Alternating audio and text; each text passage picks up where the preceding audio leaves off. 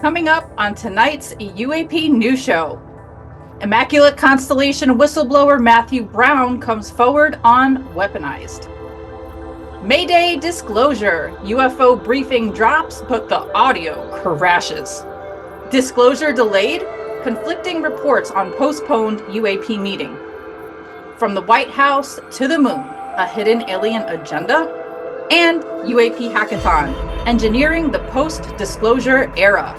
Hey there, beautiful souls. It's your girl, Allie. We are back at it again for another episode of UAP Society's weekly UAP News Show. I'm stoked to get started, so let's jump right in. Up first, Immaculate Constellation whistleblower Matthew Brown comes forward on Weaponized. Just when you thought disclosure turned cold, a new whistleblower steps out of the shadows. On the Weaponized podcast, whistleblower Matthew Brown drops jaw-dropping claims about a highly classified Pentagon UAP operation called Immaculate Constellation that we first heard about at the end of 2024. According to Brown, this decades-old black program may hold some of the biggest UAP secrets to date, from F-22 pilots being boxed in by orbs to a black triangle hovering over Russian Navy vessels, even to revelations from U.S. submersibles that are straight out of sci-fi. And get this, Brown says he's risking life in prison to expose this. So why now? Who is the shadowy figure he refused to name? Avril Haines? Susan Go? And what role did the USDI play under Gary Reed and Ronald Moultrie? To learn more, let's hear analysis from former F-16 pilot Chris Lato, who reacts to the most stunning claims on the Lato files. Could this be the smoking gun we've been waiting for? And will Matthew Brown be called to testify in the 2025 UAP upcoming hearings? Hey everyone, Chris Lato with Lato Files, and today we are diving into explosive breaking story. Matthew Brown, a former Pentagon insider with top secret clearance, just went public as the whistleblower behind the Immaculate Constellation report. It's a secret UAP program, an unacknowledged special access program hidden from Congress and the public. This is huge, so I'll be reacting to the final part of this jaw-dropping interview with Jeremy Corbell and George Knapp on the Weaponized podcast.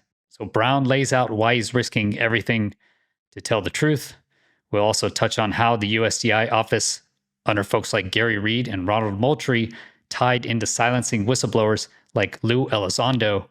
And Brown talks about an interesting giant black triangle. It's like they were waiting for it. So buckle up. This is a wild story. Let's get into it. When I was in USDI, I read the transcripts of Sean Kirkpatrick briefing Senator Rubio, Senator Warren, and Senator Gillibrand on the results of his investigation in his congressionally tasked Arrow report. You know, I read these transcripts once and immediately knew that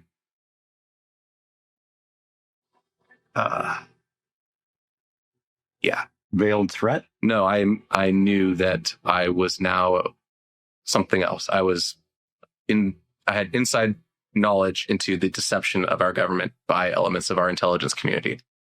My blood ran cold at a specific point in that transcript where Mr. Rubio is discussing the legacy program. This was a subject of direct discussion with Sean Kirkpatrick in these meetings. And based on Mr. Kirkpatrick's replies about as vague as they were, but unable to escape the truth of the legacy program, Mr. Rubio's response was, well, what the hell is the executive branch doing? Have they been running this for 60 years without congressional oversight? Wow, just blockbuster claims. That is the teaser for part 2. So only part 1 has come out, really going into Matthew Brown's background and then the very beginning of Immaculate Constellation and how he found it. But just from that initial statement there is just unbelievable, right? Is exactly as we've been saying, is that Sean Kirkpatrick has been lying out of his Kirkpatrick pants. And you can just see here the fear and disappointment when Matthew Brown says that, yes, that's exactly when he knew, as he says, that the security state was deceiving and lying to the Congress. And he gives an example there of a transcript that he was able to read because he worked at USDI. Right? That was the same office that oversaw Lou Elizondo's ATIP program. And he says very clearly that Kirkpatrick Pants said something completely not correct, as in lying to 3 sitting senators. Unbelievable. So first off, Matthew Brown screams credibility to me. He's not some UFO chaser. I mean, he was a policy advisor for the Office of the Secretary of Defense, and he was a technical advisor in the USDI office, working on weapons of mass destruction, among other things. So this guy had top secret special compartmental information clearance, that's top secret SCI clearance, and he saw the inner workings of the Pentagon's intelligence world. You can feel the fear in his voice as he explains he's risking his life and family's future to come forward because he thinks and believes it is the right thing to do. And I fully support him. It is. So we're all going to perish at some point. Our nations will perish. But what will we be remembered for? And I think it's integrity first. And doing the right thing does matter. And it will go down in history. I think Matthew Brown will go down in history as a hero. So that raw emotion plus his resume really makes me trust him. And here's the kicker, too. He worked in the same USDI office that went after Elizondo, led by figures like Gary Reed and Ronald Moultrie, who tried to bury whistleblowers exposing UAPs. Okay, so what was Brown's job? He was a contractor in the USDI and OUSDI, diving into all source intelligence on nukes, bioweapons, and more. And I've known many contractors who I would easily and did go to war with. I felt the same for them as I did for my military brethren. So he had access to JWICS. That's the DoD's super secret internet. It's on a separate whole network than the SIPR, but that's where he could pull live feeds from Reaper drones. He could also sift through decades of classified data. So that's how he stumbled on UAP videos and the Immaculate Constellation file. The Immaculate Constellation file was actually on a SIPR net. I think the briefing was put there by mistake. And so his role gave him visibility into the fallout from programs like ATIP, run by Elizondo, and the USDI's efforts under Reed and Moultrie to clamp down on whistleblowers. So Brown wasn't read into Immaculate Constellation, but his access led him to basically see the file. And I think that's why he can speak out now, is he wasn't read into it. Brown says the intelligence community was buzzing. So people shared UAP data openly. He said they were positive about it. It felt like people were finally relieved that they could actually talk about this stuff for once. But he said he watched that die. He watched that effort die. So the USDI, under leaders, I would speculate, such as Gary Reed and later Ronald Moultrie, who was the leader from 2021 to 2023, think they tightened the screws. And so mentioning David Grush at all became a career ender in some agencies. Brown said it was a word of mouth from management that if you even mentioned David Grush, you would be fired or removed. And so David Grush came out in 2023. So I believe that would be under the auspice of Ronald Moultrie, right? That's when he was the leader. So Brown saw this clampdown firsthand, and it mirrors what happened to Elizondo, who faced pushback from USDI for exposing ATIP. So it's a pattern. Silence anyone who dares talk about UAPs. So there you have it. Shout out to Chris Lato for doing that reaction video. Definitely appreciate that a lot. And I watched the Weaponized episode as well. Both links to Chris's show and Jeremy's show are in the video description box below, so make sure to check that out. But I did check out the Weaponized episode myself, and wow, I mean, this guy looked straight up rattled. Like, you could tell this man was nervous. He was looking around a little wide-eyed. You could tell his voice was shaking. There was hesitancy in what he was trying to say. And I mean, if this is true, you know, wow, we first heard about Immaculate Constellation. I believe it was like the beginning of October 2024, if my search results came back correctly. And we never knew who the whistleblower behind Immaculate Constellation was. We had Michael Schellenberger talk about it and mention it at the hearings that he presented and testified in, but the person behind them was never named until now. So I think that is a very, very interesting turn of events. Matthew straight up said he's risking life in prison and or execution for coming forward with this information. I mean, holy shnikes, right? Wow. That's pretty scary, but I'm glad he came forward, because it seems like if you come forward with the right support, then things go good for you. I'm really, really hoping that he doesn't get the same treatment that Grush got, which was having somebody go through their past and their medical records and all that stuff and try to drag their name through the mud. I'm hoping that doesn't happen again, but to be honest with you, I unfortunately would not be surprised if it did. But anyways, let's stay optimistic. Hopefully people will behave and be nice. But anyways, it's good to see that whistleblowers are coming forward. You know, the Congress talks a lot about having whistleblower protection rights and how they want these guys to come forward and share their testimony. So I'm all here for this. Shout out to Jeremy Corbell and George Knapp and Weaponized for once again doing the damn thing and bringing us somebody who would probably not have come forward otherwise, right? I mean, let's just be honest with you. He hasn't come forward since Immaculate Constellation has been mentioned that, you know, a bunch of months ago at the end of 2024. But he decided to come forward on Weaponized with Jeremy Corbell and George Knapp. So I think that says something to the credibility of Jeremy Corbell and George Knapp.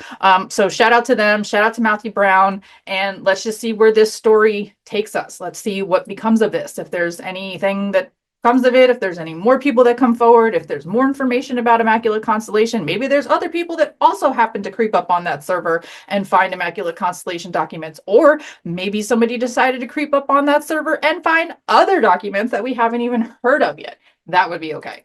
All right, so do you think the Department of Defense will try to discredit Matthew Brown the same way others, like David Grush, have been treated? Do you think Chris Lato's military perspective adds credibility to Brown's claims?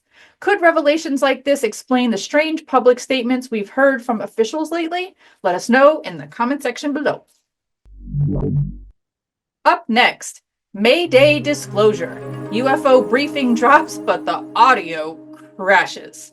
Something noteworthy happened yesterday in the world of UAPs, and it's raising a lot of interesting conversations. On May 1st, 2025, the UAP Disclosure Fund hosted a nonpartisan congressional briefing sponsored by the Bipartisan Task Force on the Declassification of Federal Secrets. Their mission? To give lawmakers a crash course on the scientific importance, national security stakes, and mind-blowing innovation potential hiding in UAP-related data. But real talk, if you watch this historic live stream live, you probably noticed one major issue. The sound quality was absolute trash, garbage. Whoever the sound guy or gal was that day, fire them. They need a new job, because that was just absolutely ridiculous. That was the #1 complaint from viewers, and trust us, we felt your pain. But here's the good news. We've got coverage of that event right here, including the very moment Lou Elizondo publicly revealed a UFO photo for the very first time ever, which we have an update to, by the way. Since I've written this story, there's been another update on that, so we'll get into that when we get into the story. But to kick us off, we have a tweet from UAP Disclosure Fund that says, "New photo, civilian pilot captured near Four Corners at FL 210. Estimated 600 to 1,000 feet in diameter, silver-hued, disc-shaped. Released moments ago by Lou Elizondo during our Science, National Security, and Innovation panel. Several speakers confirmed DoD and IC holds hundreds of similar UAP images plus sensor files still classified. It's time for full declassification and open scientific analysis." Now, like we said in the intro, the audio quality of this stream was straight garbage. Some moments were literally so low you could barely even hear it. It was like completely inaudible even. And then other moments, like literally mid-sentence, all of a sudden they just blasted the volume at high, like the highest volume that it could get to. And everybody was like, oh my God, you know, like my eardrums just got blown out. I tried not to let that scare me off though, because I still tried to stick with the stream. Oh, by the way, I have to mention this part. Shout out to Patrick and the vetted community, because that's where I watched this event, and the whole entire chat was just talking about the audio. I mean, Patrick even had to put a little disclaimer at the bottom of his live stream that says, look, the sound issue is on their end, don't come from me. But it was really, really terrible. And some people were even speculating about whether or not that was being done intentionally. Like, is there somebody like on purpose, intentionally doing this in an effort to keep the message from getting out.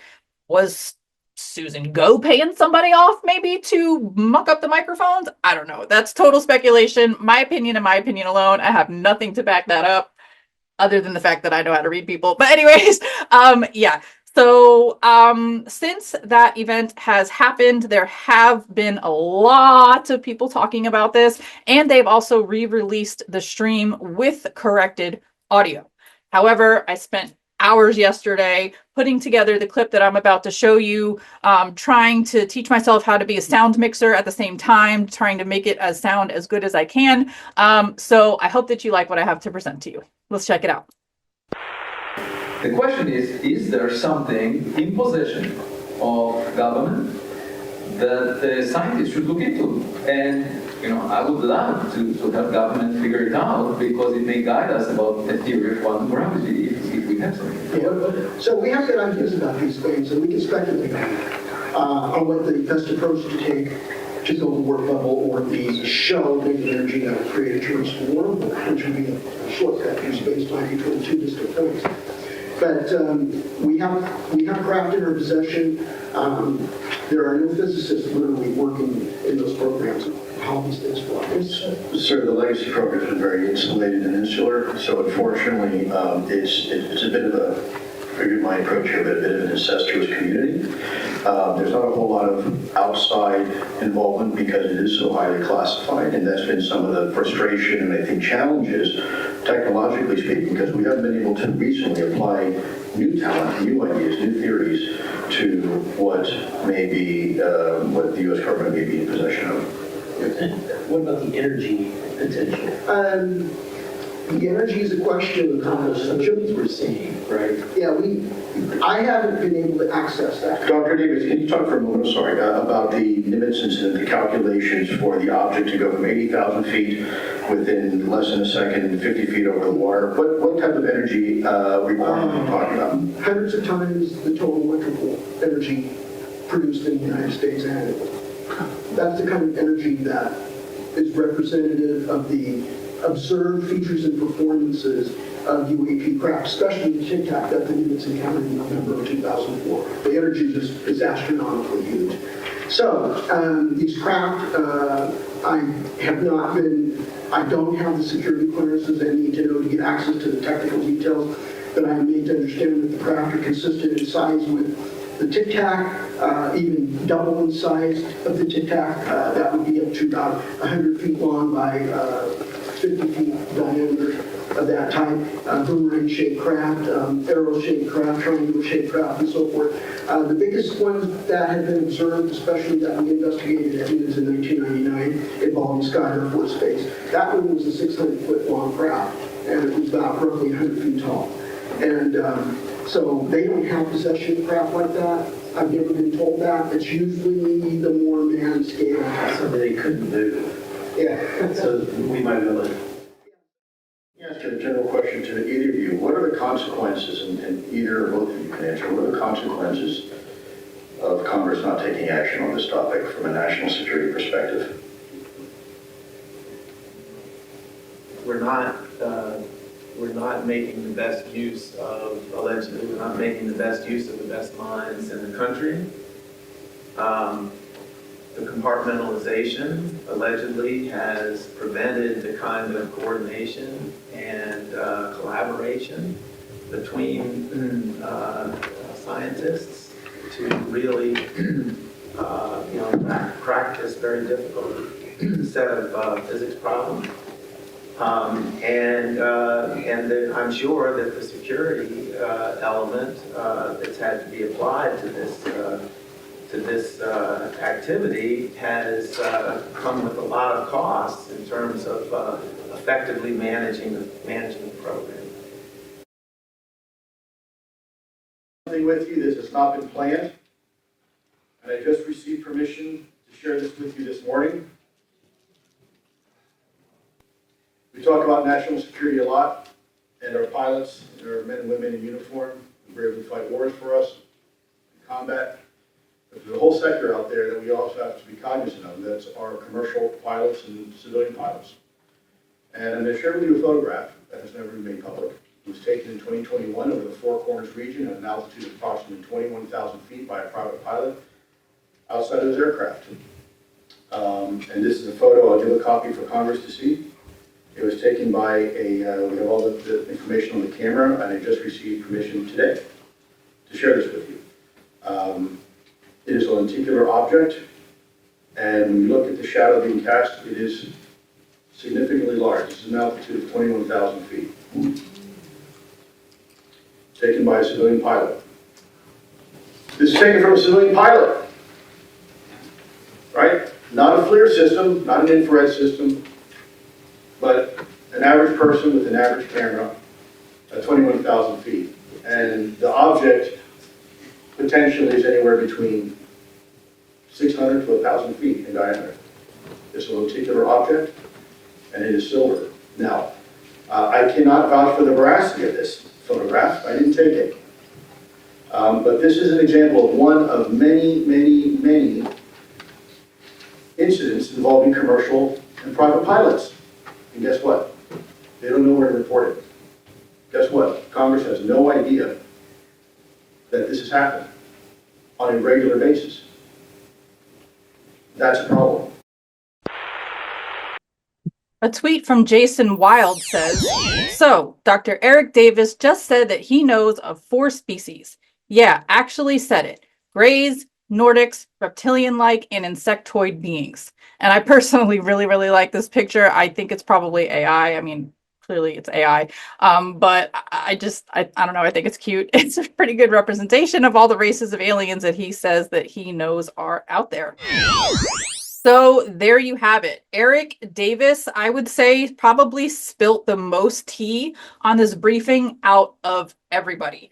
I mean, the Eric Davis clips are just wild right now. I mean, first of all, he mentioned that there are 4 alien races. He's talking about Nordics. He's talking about insectoids. He's talking about Draco reptilians. I mean, he's talking about greys. He's talking about the fact that the US government has possession of craft. He's talking about the amount of energy that these craft show us when they're moving around at the high speeds that they do, that like that amount of energy is the same amount of energy that the United States produces annually. So like, this craft is doing breakneck speed things in a matter of milliseconds. Meanwhile, it would take our country an entire year to produce and save up that amount of energy in order to perform that kind of task. So, wow, that was big. And Eric Burleson and Eric Davis were eye to eye. They were both sitting at that table, maybe 3 to 4 feet away from each other, and they were right in each other's eyes.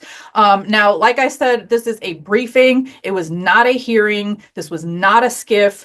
Nobody was read in. Nobody was testifying. This was just the UAP Disclosure Fund briefing Congress, getting everybody up to speed. And of course, if you're in the UFO community like I am, and like most of the people watching this show, and you're in this every day, you've got your fingers on the pulse of the UFO community at every moment. Again, unfortunately, this was not really anything big or huge or life-changing, but it is good to keep this kind of conversation going, and it is good for the people like, let's say, my parents who don't follow this at all. But I really feel like this kind of conversation is important to have, and I was glad that the event took place. Now, the thing that I need to address is the UFO photo that was revealed by Lou Elizondo. Since yesterday, it has come to light that that photo was actually a circular irrigation crop system. What you're looking at is not a UFO. What you're looking at is 2 circular crop formations, not crop circles. Like, I'm not talking about a UFO beaming a beam down and making a design in the crops. That's not what I'm talking about. What I'm talking about, this is an irrigation system that basically just travels around in a circle. And you can see that there's one circle of crop that's light in color, and then directly behind it or next to it, there is another circle that is darker in color. I mean, if you look at the photo, you can even see where the road or the line intersects the distance between the 2 circles. But if you're up in the air in an airplane traveling at however many knots per hour or miles per hour they travel at, and you're looking down at a distance, I can see how a light colored circle right next to a darker colored circle could make it seem like it was an object above the other casting a shadow down. I can see that. However, it's not. And this is unfortunately not the first time that Lou has presented a photo at a big event that turns out to be something super mundane. It happened not that long ago with, I think it was like a chandelier that was reflecting out of a window or something like that. But Lou does come up the next day and admit that he made a mistake. So I'm not saying the man's not credible. I'm just saying this kind of hurts the movement a little bit. Like, I hate to even have to say that, but I mean, it does. If you have somebody as, noteworthy and high stature as Lou Elizondo, he kind of shouldn't be presenting pictures saying that they're UFOs when they're really not. I mean, yes, we are human. Yes, we make mistakes. Yes, these things can happen. However, does it help the movement? Not so much. That's all I'm saying. All right. And since that has come to light, Lou has also made what I'm calling a redemption tweet explaining everything that we just talked about. So let me read that to you next. All right. So in this tweet, and it's a kind of a long one, so bear with me, Lou Elizondo says, "As you know, I am always first to admit mistakes, but this is not one of those times. The facts regarding the photo I shared from a private pilot, as I emphasized several times yesterday during the forum, are as follows. Number one, the specific photo had only just been provided to me by a private pilot that morning prior to the forum. Number two, the photo had not yet been vetted. Number three, the dimensions I quoted were per the pilot's own assessment of what he saw based on altitude and experience. The purpose of me showing the photo was to illustrate the need for civilian and commercial pilots to have a central reporting mechanism to report potential anomalous sightings. In this case, the pilot who took the photo using his own camera did not have a way to report what he believed was anomalous. Once again, as I stated during the forum, I only received permission to release it that morning and only was made aware of it shortly before. Not sure how many times I need to say it, so I will say it again. The photo was not yet vetted, and I made that perfectly clear. This illustrates a bigger point here. When pilots, or anyone else for that matter, come out to share what they feel may be anomalous, are faced with fierce ridicule instead of productive dialogue. From some in the UFO community, they learn quickly not to ever share again.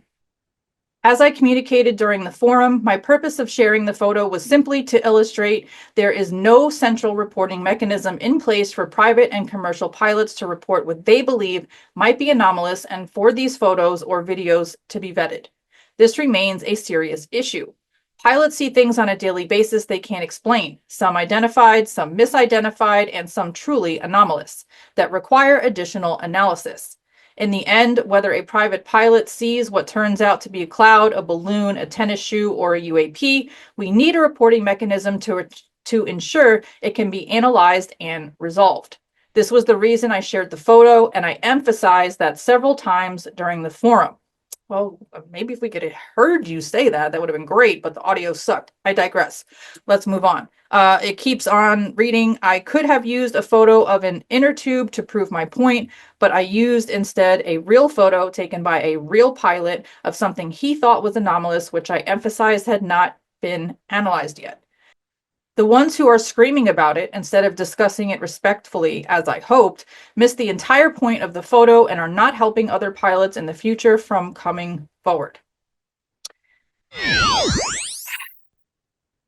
To be honest with you, I feel like I have mixed emotions going on right now, and it's difficult for me to express it in a cohesive way.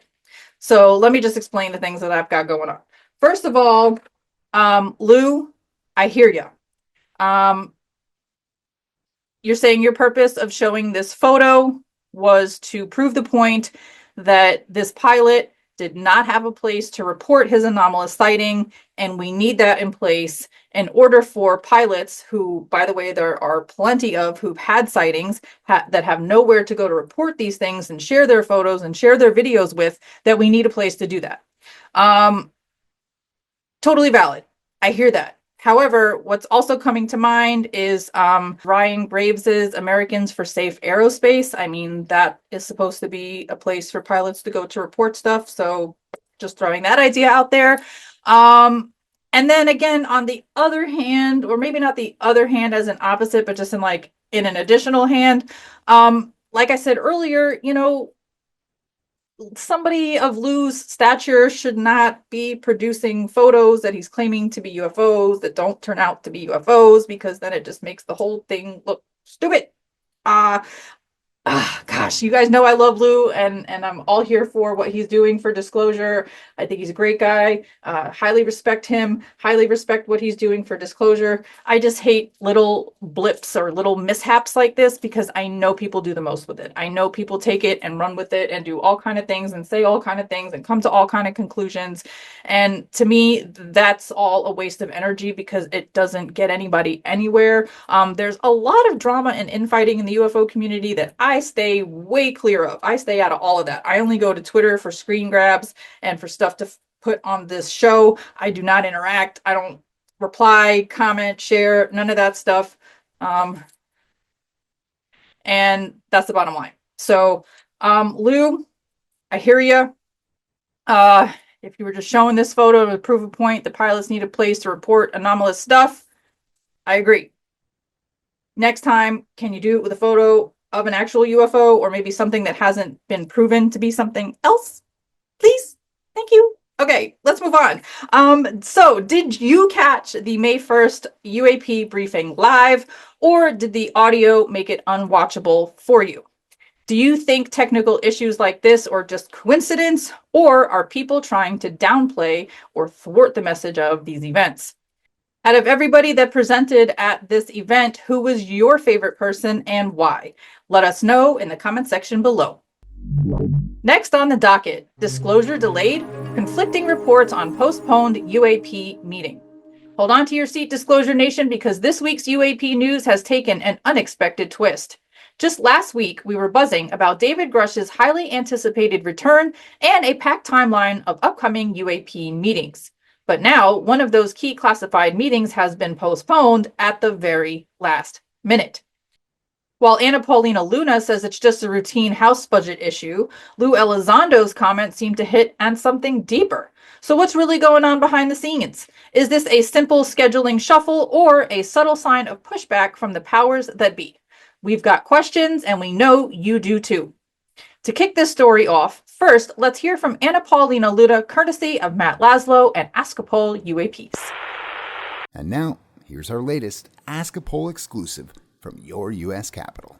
What happened with today's SCIF briefing? So Grush could not make it, and so we wanted to make sure that he was there for it. Yeah. That's why we just paused it. But the rest of it is still sticking true to timeline. So, but we have to have Grush. You know that he's one of our. He's a great advisor for Burleson. Yeah. Has the do you feel like you guys do have better direction, better questions? 100%. Yeah, 100%. Having him on board is really helpful. And then also to having a transparent government. Tulsi's been extremely helpful. There's been a lot of good people that are pushing for this, and so we're happy about that. Is Ms. Gabbard, are you guys working with the administration, her and others, on disclosure? So, yeah, I would say she's all things point on these issues, but we've also had a lot of good response from the appointees. And so what I will tell you is it actually is helpful. There's a noticeable difference, I think, not just with other Republican administrations, but also Democrat administrations, at the level of transparency that this administration is pushing for is unprecedented. We're very happy about it. So.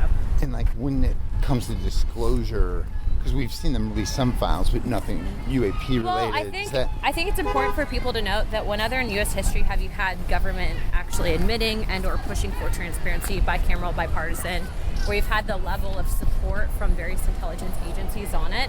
Granted, I know people are frustrated. They're like, well, when are we going to see the smoking gun? But I mean, the archives actually just put the declassified button up to where people can look through themselves all things UAP. And there's stuff that came out of that I thought was pretty cool. I mean, you saw some of those photos and whatnot. So Definitely something that we're still pursuing. Obviously, we have a lot going on dealing with budget, etc., but we're not forgetting about it. We're still happy to help lead the charge. Burchett also too.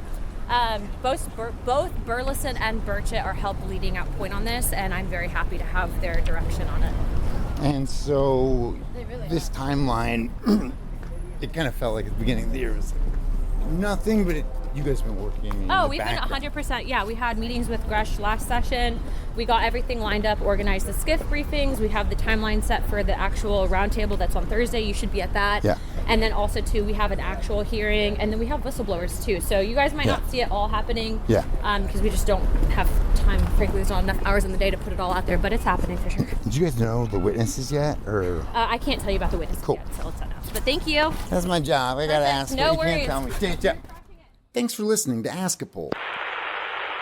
Okay, so according to Luna, it's just a routine House budget issue, which kind of conflicts with what Lou has to say, which was this. Folks, unfortunately, our friends in the House of Representatives had to postpone one of our classified meetings until later this month. This last-minute, literally schedule change was due to some non-related House matters concerning budgets, not UAP. As such, we are still on track for our discussions on the Senate side later this week and other important matters.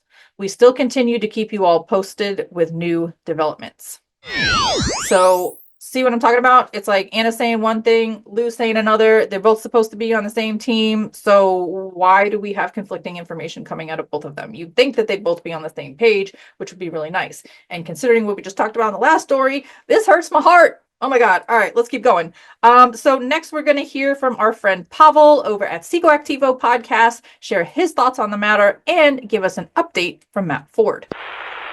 Kudos, Matt. You tried to get her to say Matthew Brown, didn't you?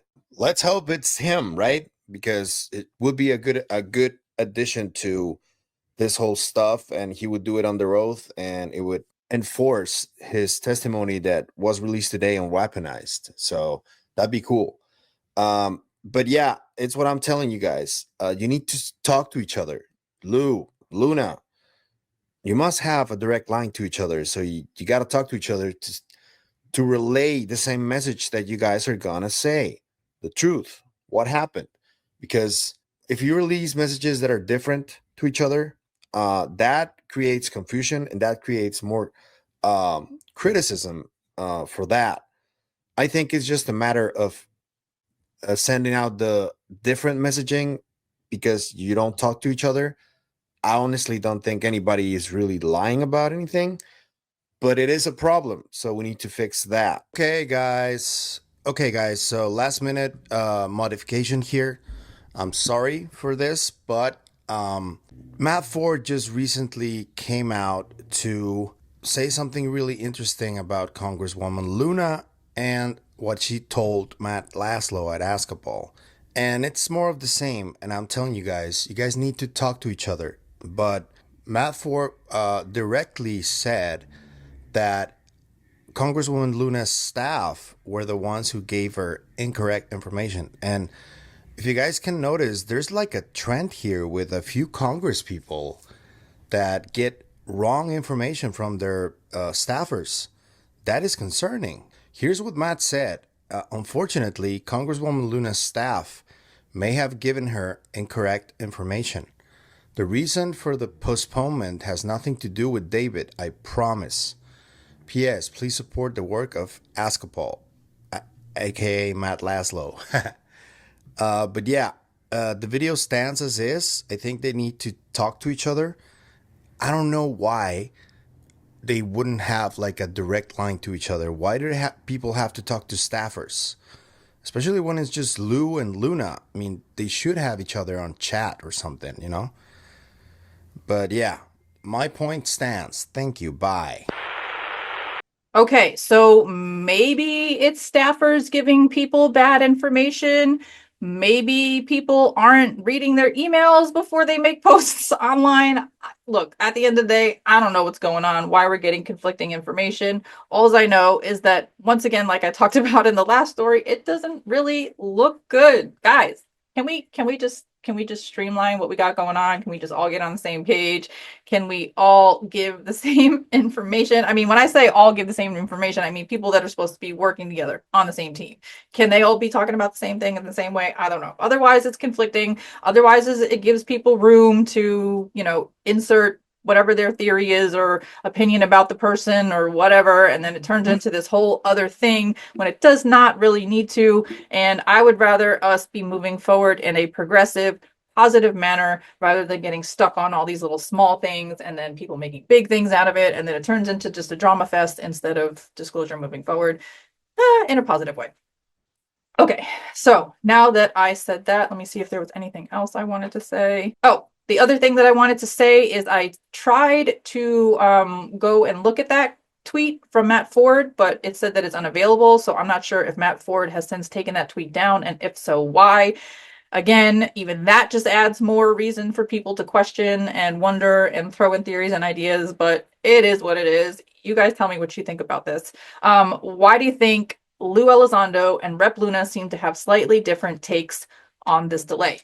Do you believe the meetings were really postponed because of unrelated budget issues, or is something more to the story? If you could ask Rush or Elizondo one hopeful question about humanity's future with NHI, what would it be? Sound off in the comment section below and let us know. Next up, from the White House to the moon, a hidden alien agenda? What if President Eisenhower's famous farewell address wasn't just a political warning, but a veiled message about something far more cosmic? In 1961, Eisenhower cautioned America to, quote, guard against the acquisition of unwarranted influence by the military-industrial complex, end quote. Many took it as a critique of unchecked defense spending. But what if it was also a red flag about hidden agendas, not just earthly ones, but possible extraterrestrial? In this story, we're diving into a fascinating theory that connects Eisenhower's warning to remote viewer Ingo Swann's claims of seeing structures and beings on the moon during top secret missions. Swann, a key figure in classified psychic programs, described encounters with non-human entities on the lunar surface, accounts that eerily align with stories about the draconian reptilian race, a species many believe that has infiltrated human power structures all over Earth. Is it possible that what Eisenhower feared wasn't just the military-industrial complex, but an interstellar one? All right, this story gets a little crazy, and it might be a little hard to connect the dots, but y'all know me, my murder board brain, we're going to go there.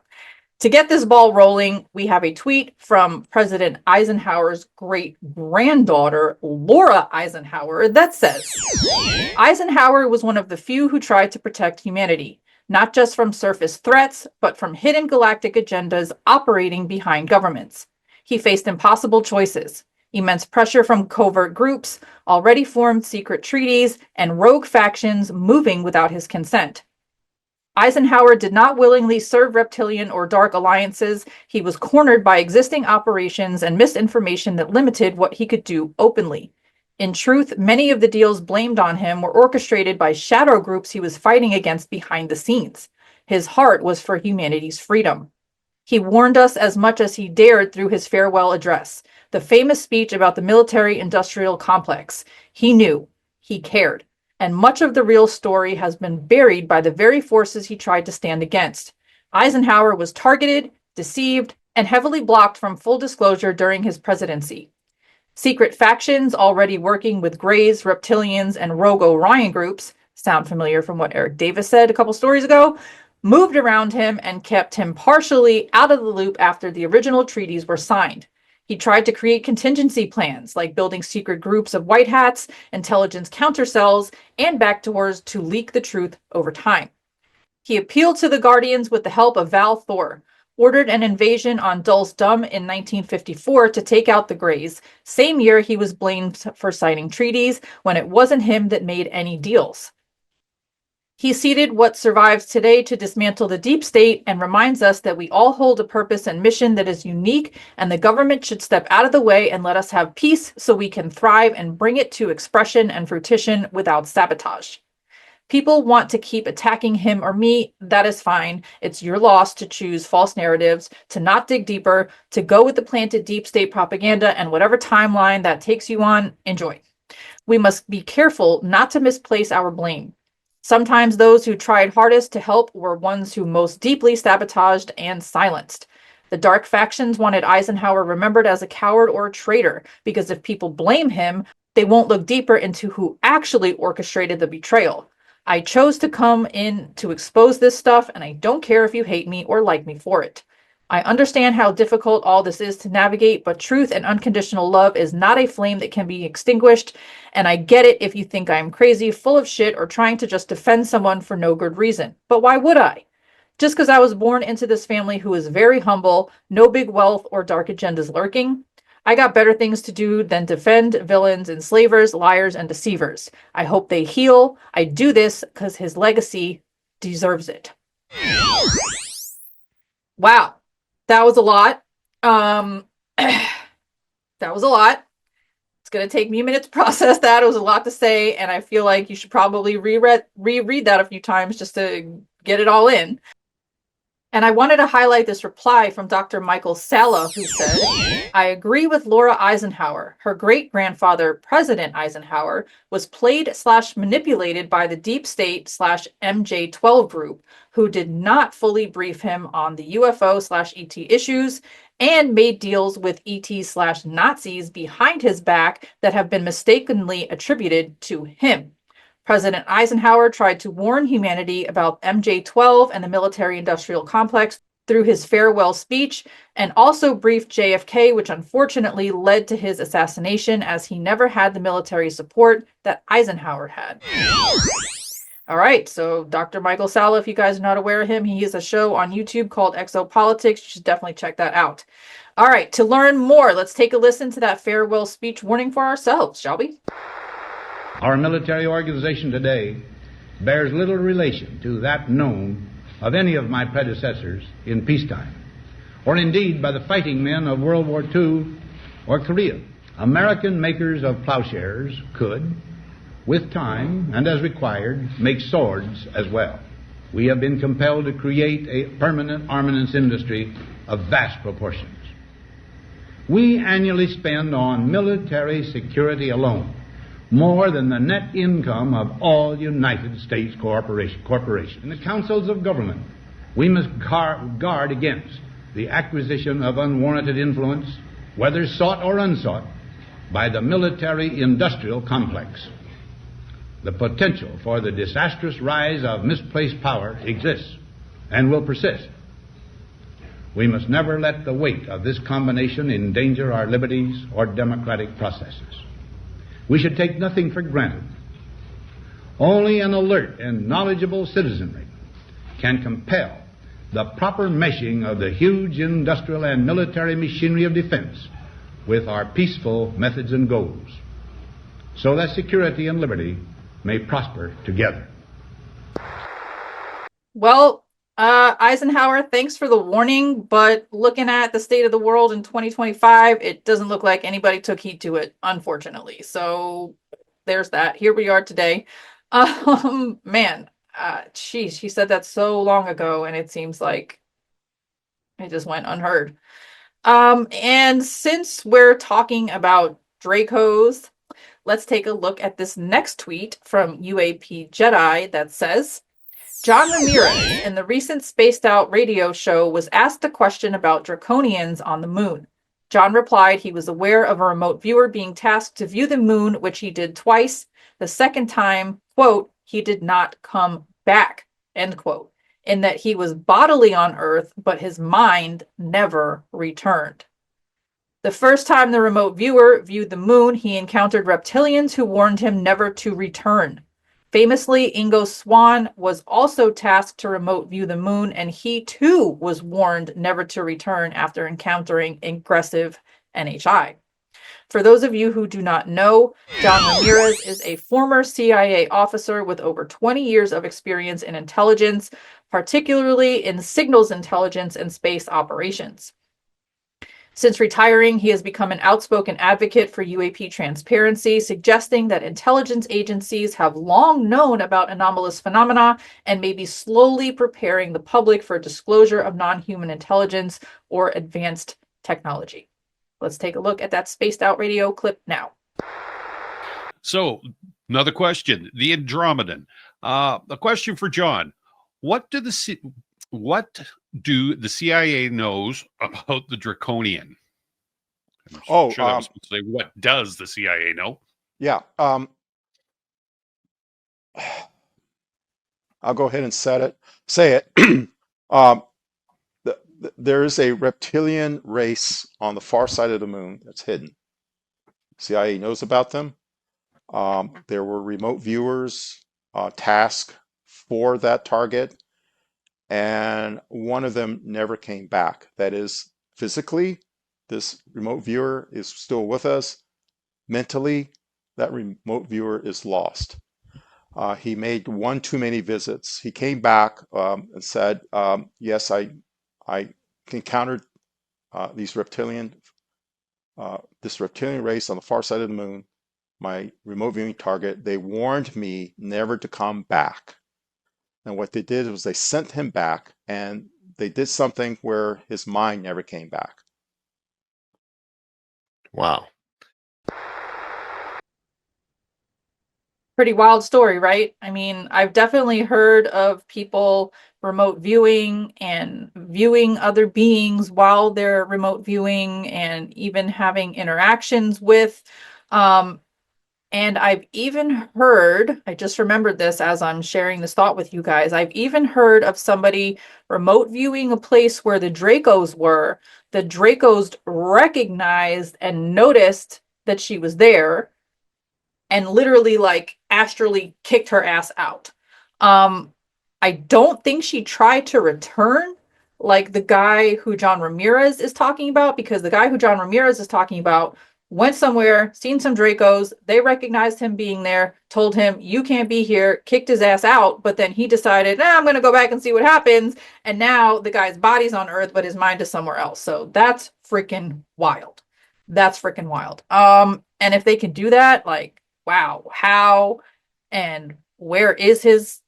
Does that mean they took his consciousness? Does that mean they stole his soul? And if so, where is that? Like, I have so many questions that come from that type of situation, but we won't get into all of them because we'll be here all day.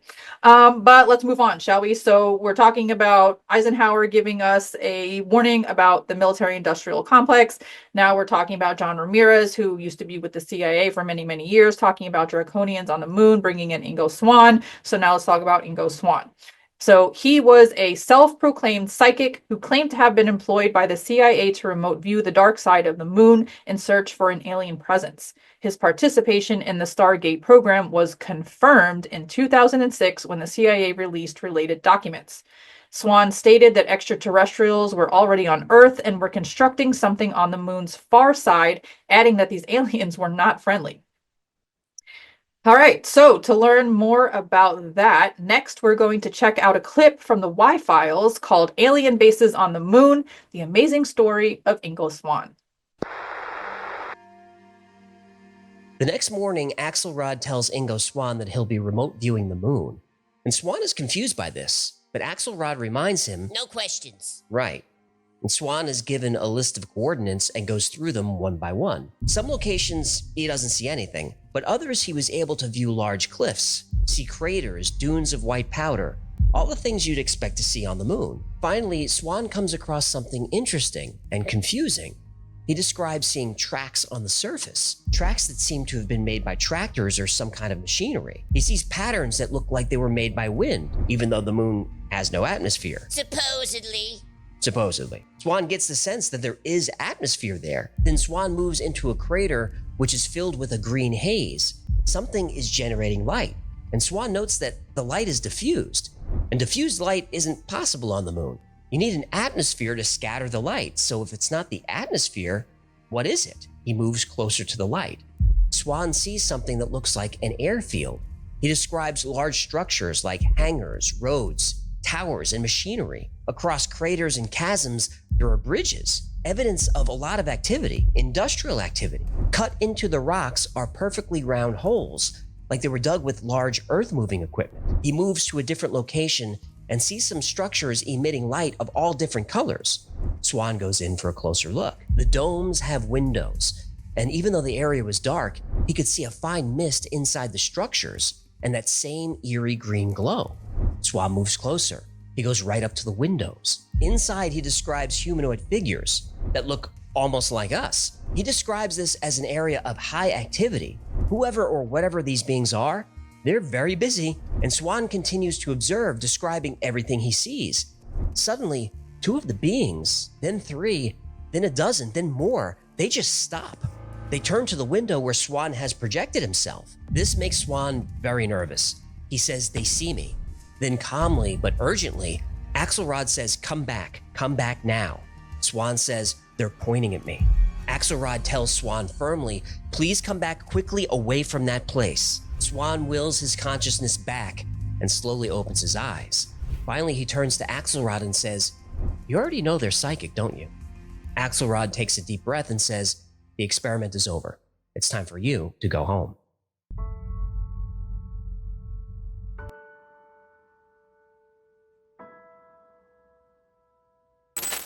Ingo Swann kept his word and didn't speak of any of these events for years. He eventually published a full account of the story in his book Penetration, which I'll link below. It's a great book. Ingo Swann tells the story with a lot of flair. So if you're interested in stories like this, it's a must read. Finally, the moon. And this is where things get really strange. The CIA had remote viewers projecting to Jupiter, Mars, and the moon. Even though the remote viewers' reports were highly classified, they're not any longer, and their reports are remarkably similar. The problem with the moon is that the US government simply will not allow us to confirm the details. There are reports of astronauts hearing signals coming from the moon, but those signals are dismissed as interference. We have pictures of what look like huge structures on the moon, but the pictures are fuzzy and can easily be refuted by skeptics as rock formations. What about pictures of the far side of the moon? Well, NASA has plenty of those, but they're very stingy with what they release to the public. And if NASA won't tell us what's happening up there, we're going to fill in the blanks ourselves. It's an indisputable fact that Ingo Swann was part of secret government experiments for years. If you search the CIA website, there are hundreds of documents that confirm this. And everyone who worked with Ingo Swann 100% believed he was telling the truth about everything he saw. Now, Swann admitted that he got things wrong plenty of times and was always reluctant to remote view places that couldn't be confirmed. Shout out to Y-Files for bringing us that fire episode. If you guys are not yet subbed to the Y-Files and the Hecklefish, definitely suggest that you do that. It is a great show. And he actually comes into the vetted community a lot and hangs out in VCs with us. Well, actually, I don't know if it's him or no, it's his brother Gino that does, I think. Anyways, so yeah, there's that. So yeah, what do you guys think of all this? I mean, like, sometimes my stories are very fluid in their message, and then other times I have stories like this where I'm just kind of throwing some stuff at the wall and seeing what sticks. So I'm curious to see what you guys think about this. Do you think that President Eisenhower's warning about the military-industrial complex was actually about UFO secrecy and extraterrestrial contact? Do you think there's a connection between advanced aerospace threats Ramirez monitored and Swann's moon revelations? And why do you think Ingo Swann's claims about unfriendly aliens on the far side of the moon haven't received more mainstream attention, even after the CIA confirmed his working with them? Make sure to go to the Lato Files Discord server and share your thoughts with the community there. An invite link can be found in the video description box below, along with all of the other sources featured in the show in the order that they appear. So please make sure to check that out. And last but not least, UAP Hackathon, engineering the post-disclosure era. Last week, we promised you that if we got any footage or intel from the UAP Hackathon, we'd bring it straight to you. Well, guess what? We're here keeping that promise. Today, we're giving you a glimpse inside a groundbreaking event where engineers, entrepreneurs, and researchers gathered to not just talk about UAPs, but to build for a world that might include contact with them. The San Francisco UAP Hackathon didn't just explore sightings. They explored solutions, the opportunities, challenges, and ethical dilemmas of UAP tech commercialization. We're talking funding pipelines for breakthrough science, global policy coordination, and yes, the elephant in the sky, how we as a species begin to responsibly engage with the UAP phenomena and potential NHI. So hold on to your butts because we're heading out to the edge of tech, disclosure, and a possible post-contact future. A tweet from New Paradigm Institute says, Daniel Sheehan, Peter Skafish, American Alchemy, Marilyn Ma, and Deep Prasad discuss the opportunities and challenges of UAP tech commercialization and explore the interconnectedness of funding scientific projects, global governance, and the unidentified aerial phenomenon. Quote, most institutions in the United States and especially the rest of the world are not run on the premise that UAP is real. So we have a vast amount of work to do to still reach public consensus about that, end quote. That was said by Peter Skafish, Executive Director of the Soul Foundation. A full-length video of the panel will be uploaded in the near future, so stay tuned. All right, well, that full-length upload has not yet happened, but here is a clip from Peter Skafish speaking at that event. I want to offer a sober word about this is remember that, most institutions in the United States and especially the rest of the world, and remember the US is at the vanguard of the UAP conversation, most institutions are not run on the premise that UAP are real. So we have a vast amount of work to do still to reach public consensus about that. So note that I gave us optimism at the beginning of this panel, but I'm also going to give you some pessimism about that. We're still far from that. As Danny mentioned, despite years of work now in Congress on this, that's very incipient work.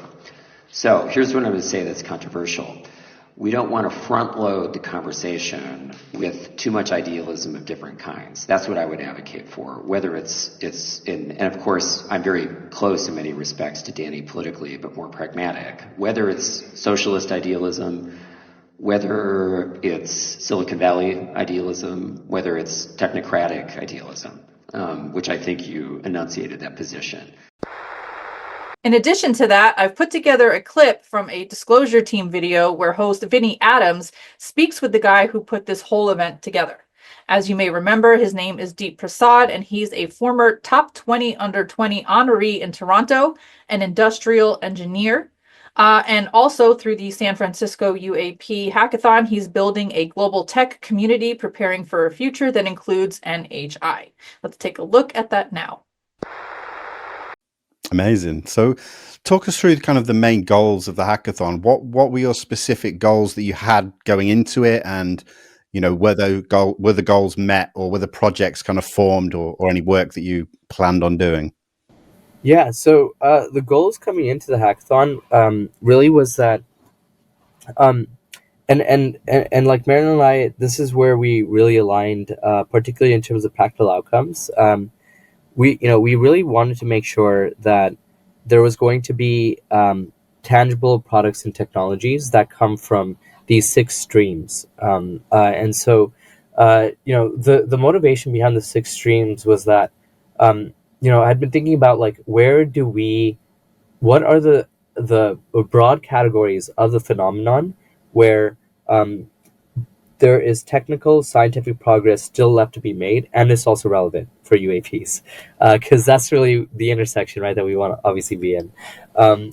So, for example, those 6 streams. To answer your question, we did achieve what we set out to, which was really seeing these tools come to life, actual practical applications. Over the weekend, I would say there's as of after the weekend, there's probably like 16 to 17 new technologies that did not exist that are useful for UAP detection, or tracking, or reverse engineering, or studying NHI, or augmenting, psionic abilities. And that's just from a weekend, right? And that's only because we got, the brightest engineers and scientists and technologists in the goddamn planet in one place to go and work on this. A few years ago, they would have laughed this topic off, but I think so many things have come together. I completely, as always, kind of risked my social capital for this. But I think I've gotten to a point where I have a very strong, very supportive network. People here in San Francisco who are very open-minded and who change their mind to data points. When new priors come, right, they update their new data comes, they update their priors. And so that's really important. Yeah. Yeah, no, that's great. And so these new technologies and things, will they be open source? Will they be made available publicly? What's the kind of time frame or plan with regards to that? Everything will be made open source. And so what I'm currently doing is just going through all the submissions, organizing it, and putting it onto GitHub so that it's easily accessible for the entire world. So that's going to include Gary Nolan's data, again, data that nobody has ever seen in the entire field around very, very famous UAP materials and crash recovery cases. We're going to have open sourced some of the DICOM data around the Peruvian Nazca mummies. And then there's Open NHI, which is the initiative that my co-founder Marilyn and I will be working on. So Open NHI is essentially going to be this decentralized open source platform that completely shares all information possible that we can as humans about NHI, whether that's artificial superintelligence, which is coming, right, over the next 2 to 5 years. There will be AI systems that will effectively be alien to us in terms of its ability, intelligence, its thinking, and so on and so forth. We want Open NHI to be studying and tracking all forms of NHI, whether it's ASI and whatever it's doing on its own, because at some point it will stop listening to us. So we want to be able to keep track of what the hell it's doing. Just like we would with any other UAP. I would say it's in our best interest as silly humans. All right, so shout out to Vinny Adams and Disclosure Team for bringing us that conversation. And some things that stood out to me that Deep said while he was talking about the event is that there are 16 or 17 new UAP technologies that exist now because of this event that did not exist prior. So shout out to that. And I also wanted to highlight his project that he's calling Open NHI, which is basically like a DeSci platform. He says it's going to be an open source of information on a centralized platform where everybody can upload their UAP data, have it be open, free, available all the time, no paywalls, no gatekeepers, nothing keeping you from accessing the information. So that should be pretty cool as well. I'm looking forward to seeing the full-length video to see if we can get any more cool clips out of that. But in the meantime, I hope this suffices. All right, guys, if we do live in a world with NHI, what should we be building for? What ethical responsibilities do scientists and engineers have if they begin working with exotic materials or knowledge tied to UAPs? And would you trust a private tech company to develop or reverse engineer UAP materials? Why or why not? Sound off in the comment section below and let us know. And that concludes this week's UAP Society's weekly UAP UFO News Show. Thank you guys so much for hanging out with us. And while you're here, please do us a favor and smash that like button, click subscribe, ring our little notification bell, drop a lovely comment down below, and share this video with your family and friends to help us spread the good word. Let's raise the collective consciousness together in unity. All right, fam. Much love, peace, and namaste.